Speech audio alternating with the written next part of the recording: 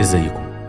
النهاردة هنزور تاني معلم في رحلتنا لشارع المعز، مسجد ومدرسة لسلطان مختلف، لأنه ابن ملك وأبو 8 ملوك.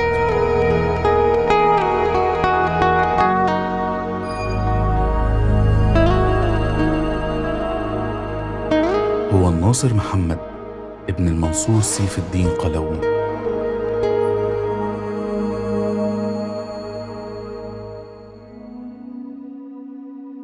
السلطان الناصر حكم مصر 3 فترات، مجموعهم حوالي 23 سنة.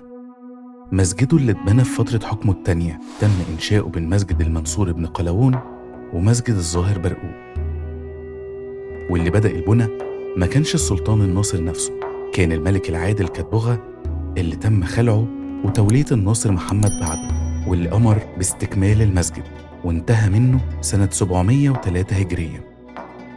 بيعتبر المسجد ده واحد من أميز منشآت عصره، لأنه اتعمل على الطراز القوطي اللي كان مختلف وغريب وقتها، خاصة الباب الرخامي اللي كان لكنيسة في عكا واتنقل للقاهرة.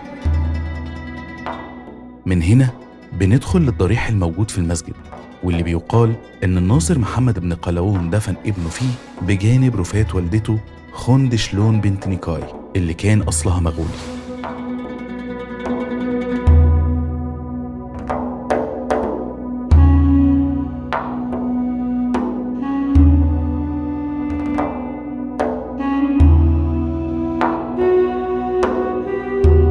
مسجد السلطان الناصر كعادة مساجد الفترة دي اتبنى على الطراز المعتاد اللي بيتقسم لإيوانات 4 بتستخدم كمدارس للمذاهب الفقهية، بيتوسطهم صح، واللي اتبقى منهم دلوقتي إيوانين بس.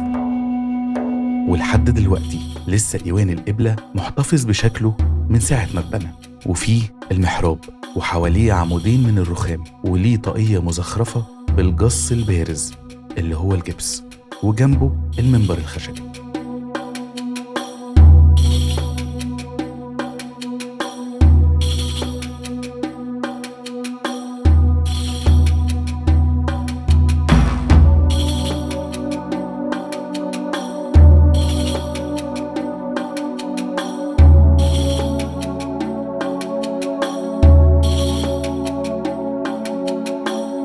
لو بصينا هنا هنلاقي شبابيك المسجد محاطة ببراويز حجرية مزخرفة من الداخل، ومحلاة بكتابة آيات قرآنية جواها.